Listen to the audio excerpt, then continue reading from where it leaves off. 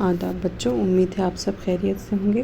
جیسا کہ آپ کو معلوم ہے کہ آپ کے لیے U P T G T کی ٹیسٹ سیریز چلائی جا رہی ہے، اسی کو آگے بڑھاتے ہوئے ہم آج ایک اور کوشچن پیپر سالو کریں گے۔ چلیے آئیے اس کا آغاز کرتے ہیں۔ سوال نمبر 1 ہے، حیات جاوید کو مدلل مداحی کس نے کہا ہے؟ تو حیات جاوید کو مدلل مداحی کس نے کہا ہے؟ اس کا درست جواب ہو جائے گا آپشن 2، شبلی نعمانی نے اس کو مدلل مداحی کہا ہے۔ اور حیات جاوید جو ہے یہ کس کی سوانح ہیں؟ یہ سر سید کی سوانح ہیں۔ اس میں کتنے باب ہیں؟ اس میں کل 5 ابواب ہیں۔ یہ کس نے لکھی ہے؟ یہ حالی نے لکھی ہے۔ اگلا سوال ہے، کس کا تعلق غیر افسانوی نثر سے نہیں ہے؟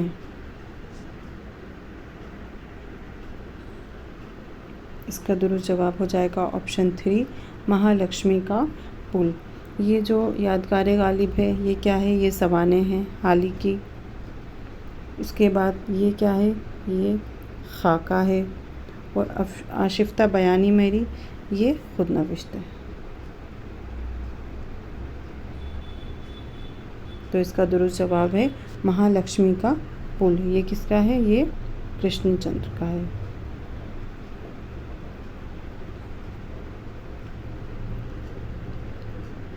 اگلا سوال، سوز وطن میں کون سا افسانہ شامل نہیں ہے؟ سوز وطن کس کا ہے؟ کئی کوشچن پیپرز میں ہم یہ سوال دیکھ چکے ہیں۔ سوز وطن کس کا ہے؟ یہ پریم چند کا ہے۔ یہ پریم چند کا ہے۔ اور یہ کب لکھا گیا؟ یہ 1908 میں لکھا گیا۔ اس میں کتنے افسانے ہیں؟ اس میں کل 9 افسانے شامل ہیں۔ یہی میرا وطن بھی اس میں شامل ہے، عشق دنیا اور حب وطن بھی اس میں شامل ہے، جیل بھی اس میں شامل ہے۔ تو اس کا درست جواب جو ہو جائے گا آپشن 3، شیخ مخمور، یہ اس میں شامل نہیں ہے۔ اس میں کل 9 افسانے شامل ہیں۔ اگلا سوال، اپنے بے خواب کو اڑاؤ کو مفعل کر لو، اب یہاں کوئی نہیں آئے گا۔ اس کا درست جواب ہے آپشن 1، یاد، احمد فراز کی یہ نظم ہے۔ کس کی؟ احمد فراز کی۔ اگلا سوال ہے، دیکھیے پھر سوز وطن سے سوال آ گیا۔ آپ کو ہر سوال نامے میں سوز وطن سے ایک نہ ایک کوشچن ضرور دیکھنے کو ملے گا، تو ایک دن ہم اس کا تفصیلی مطالعہ بھی کر لیں گے، اس کو ڈیٹیل میں پڑھ لیں گے۔ اگلا سوال ہے، سوز وطن کس کا افسانوی مجموعہ ہے؟ کس کا افسانوی مجموعہ ہے؟ پریم چند کا۔ یہ سوال کئی بار دہرایا جا رہا ہے اور ہر سوال نامے میں، ہر ایگزام میں اس سے متعلق کوشچن ضرور آ رہا ہے۔ اگلا سوال ہے، گزشتہ لکھنؤ کس کی تصنیف ہے؟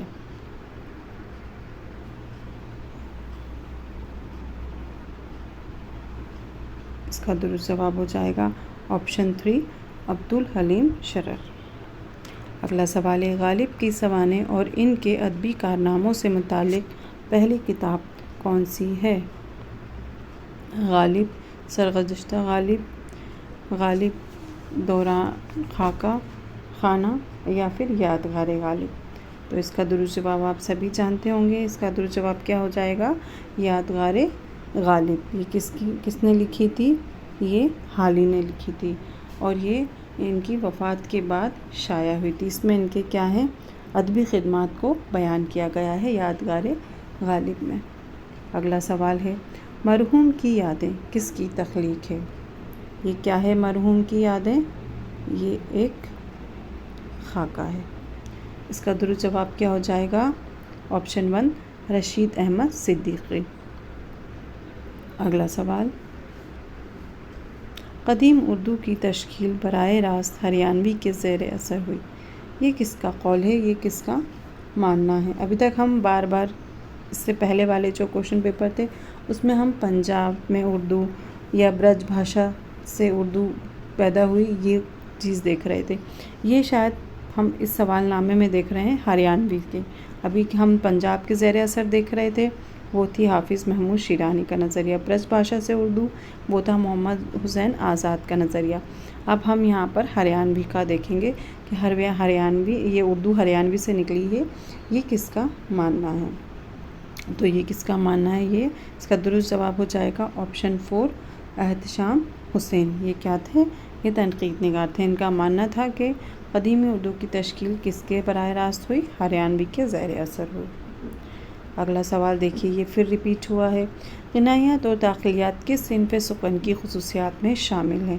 تو احساس، جذبات، موسیقی، یہ سب کس میں پایا جاتا ہے؟ یہ سب غزل میں پایا جاتا ہے. آپشن 4 جو ہے وہ اس کا درست جواب ہو جائے گا. ان میں سے کس شاعر نے 2 تخلص اختیار کیے؟ کس نے اختیار کیے؟ غالب نے. ایک تو غالب اور ان کا پہلے یہ کیا؟ اسد. ان کا نام تھا پورا اسد اللہ خان غالب. تو انہوں نے غالب اور اسد یہ 2 تخلص استعمال کیے. بچوں ان کوشچن پیپر کو آپ ضرور دیکھیں، ان ویڈیوز کو ضرور سنیں، کیونکہ آپ کے کئی سارے سوال ریپیٹ ہوتے ہیں بار بار، تو آپ کو وہ ویسے یاد نہیں ہو پاتے، لیکن جب آپ بار بار کوشچن پیپر سولو کرتے ہیں، پڑھتے ہیں، سنتے ہیں، تو وہ آپ کو یاد ہو جاتے ہیں آپشن کے ساتھ. جیسے ہی آپ ان کو دیکھتے ہیں، نظر ثانی کرتے ہیں، فوراً آپ کے دماغ میں کلک ہوتا ہے کہ اس کا جواب یہ ہے. تو یہ آپ کے لیے بہت فائدہ مند ہے، ان کو ضرور آپ دیکھیں. اگلا سوال ہے، تم میرے پاس ہوتے ہو گویا جب کوئی دوسرا نہیں ہوتا. اس شعر کے بدلے کون اپنا پورا دیوان دینے کے لیے تیار تھا؟ پہلے تو مجھے یہ دیکھنا ہے کہ یہ شعر کس کا ہے. تم میرے پاس ہوتے ہو گویا جب کوئی دوسرا نہیں ہوتا، یہ کس کا شعر ہے؟ یہ مومن کا شعر ہے. کس کا؟ مومن کا. اور کون اس کے بدلے اپنا پورا دیوان دینے کے لیے تیار تھے؟ یہ کوشچن ہم نے پہلے بھی سولو کیا ہے. غالب. آپشن 3 جو ہے وہ اس کا درست جواب ہو جائے گا. اس شعر کے بدلے غالب اپنا پورا دیوان دینے کے لیے تیار تھے. اگلا سوال ہے، ان میں سے کون سا شاعر دبستان لکھنؤ کا نمائندہ ہے؟ اس کا درست جواب ہو جائے گا آپشن 2 آتش لکھنوی. اگلا سوال ہے، واردات قلب کی ترجمانی، معاملہ بندی اور تغزل کس شاعر کے کلام میں امتیاز خصوصیات ہے؟ ابھی ہم نے دیکھا تھا یہ سب کس کی خصوصیات ہے. اس کا درست جواب ہو جائے گا آپشن 2 مومن. مومن کے کلام میں یہ ساری چیزیں ملتی ہیں، اور ان کا بہت مشہور شعر بھی ہے جو ابھی آگے ہم نے دیکھا، تم میرے پاس ہوتے ہو گویا جب کوئی دوسرا نہیں ہوتا. اگلا سوال ہے، ان میں سے کون ترقی پسند شاعر نہیں تھے؟ اس کا درست جواب ہو جائے گا آپشن 4 یگانہ چنگیزی. اگلا سوال ہے، کس شاعر نے زندگی کو دیوانے کا خواب کہا ہے؟ اس کا درست جواب ہو جائے گا آپشن 1 فانی بدایوں. ان کا پورا اشعار ہے کہ زندگی کیا ہے عناصر میں. زندگی کیا ہے عناصر میں، زہر ترتیب، زیر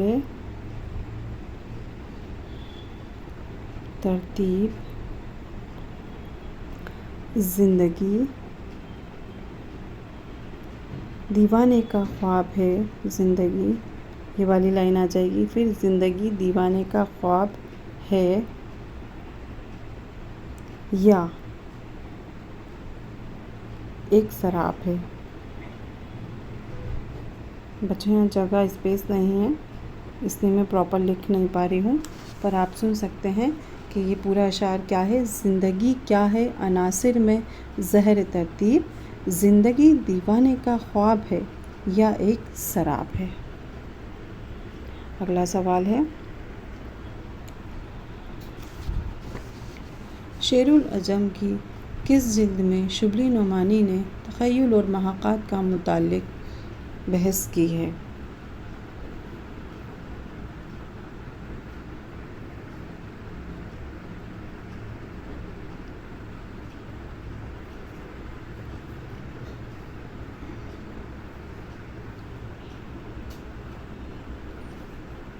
اس کا درست جواب ہو جائے گا حصہ دوم، آپشن 2 جو ہے وہ اس کا درست جواب ہے۔ اگلا سوال، نذیر اکبر آبادی کی نظم آدمی نامہ کس ہیئت میں ہے؟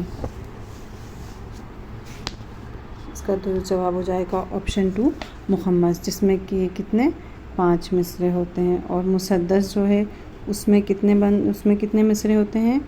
اس میں 6 مصرے ہوتے ہیں۔ تو جو مسدس حالی ہے وہ بھی اسی ہیئت میں لکھی گئی ہے۔ اگلا سوال، کار جہاں دراز اب میرا انتظار کر، اس مصرے سے کس صنف کے ناول کا اعزاز کیا ہے؟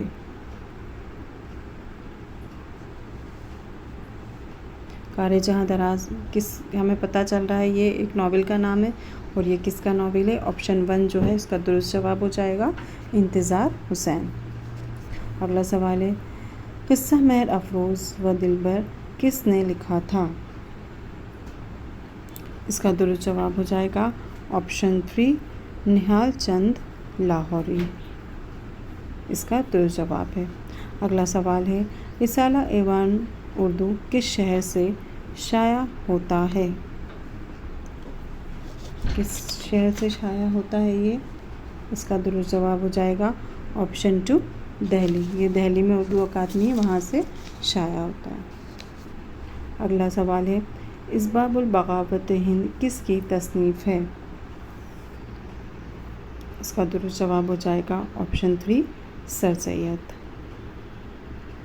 اگلا سوال، آب حیات کیا ہے؟ ہم جانتے ہیں سب آب حیات کیا ہے۔ محمد حسین آزاد کا کیا ہے یہ؟ پہلا تذکرہ ہے، ہم نے کل اس کے بارے میں پڑھا تھا۔ کس کا ہے یہ؟ محمد حسین آزاد کا۔ اگلا سوال ہے، جھنگور کا جنازہ کے انشائیہ ہے، کس کا انشائیہ ہے یہ؟ اس کا درست جواب ہو جائے گا آپشن 2 رشید احمد صدیقی۔ اگلا سوال، کتے کس مزاح نگار کا مشہور مضمون ہے؟ اس کا درست جواب ہو جائے گا آپشن 4 پطرس بخاری۔ اگلا سوال، حیات سعدی کس کی زندگی کو پیش کرتی ہے؟ اس کا درست جواب ہو جائے گا آپشن 4 شیخ سعید شیرازی۔ اگلا سوال، اقبال کا پہلا اردو شعری مجموعہ کون سا ہے؟ یہ چاروں ان کے شعری مجموعے ہیں۔ پہلا کون سا ہے؟ بانگ درا، یہ کب لکھا گیا؟ 1924 میں۔ سب رس کیا ہے؟ آپشن 1 جو ہے اس کا درست جواب ہو جائے گا یہ داستان ہے، کس کی ہے یہ؟ ملا وجہی کی۔ اگلا سوال، غالب کا سال وفات کیا ہے؟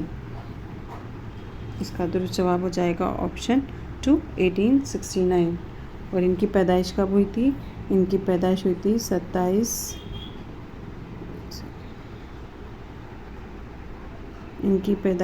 27 دسمبر 1797 میں ان کی پیدائش ہوئی تھی، اور 15 فروری 1869 کو 1869 کو ان کی کیا ہوئی تھی؟ وفات ہوئی تھی۔ یہ کہاں پیدا ہوئے تھے؟ آگرہ میں پیدا ہوئے تھے۔ اگلا سوال، امراؤ جان ادا میں کس کی کہانی پیش کی گئی ہے؟ اس کا درست جواب ہو جائے گا آپشن 1 ایک طوائف کی۔ اگلا سوال، چہرہ اور سراپا کس کی اجزاء ہیں؟ آپشن 4 اس کا درست جواب ہو جائے گا قصیدہ۔ اوریس کس صنف کا جز ہے؟ اس کا درست جواب ہو جائے گا آپشن 1 غزل۔ اگلا سوال، میر تقی میر کس شہر میں پیدا ہوئے؟ اس کا درست جواب ہے آپشن 1 اکبر آباد، یعنی کہ آگرہ، جس کو पहले क्या कहा जाता था, अब इसका नाम आगरा है, पहले आगरा को अकबराबाद कहा जाता था। यहाँ पर इनकी पैदाइश हुई थी। कब हुई थी ये हमने देखा था, 28 मई को इनकी पैदाइश हुई थी 1722 में। कहाँ? आगरा में। और इनकी वफ़ात कहाँ हुई थी? इनकी वफ़ात हुई थी, इसमें से 28 में से 8 कम कर दीजिए तो वो इनकी वफ़ात है 20 दिसंबर को इनकी वफ़ात हुई थी 1810 में। कहाँ? लखनऊ में। देखिए इनकी पैदाइश कब हुई? 28 मई 1722, और 28 में से 8 कम कर देंगे तो तब इनकी वफ़ात है 20 दिसंबर 1810 में इनकी वफ़ात है। कहाँ? लखनऊ में।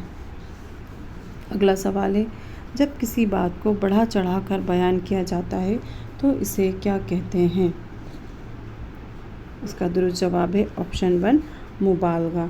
मतलब कोई बात को अहम बताना, उसकी अहमियत को बहुत बढ़ा चढ़ा कर पेश करना, उसे हम कहते हैं मुबालगा।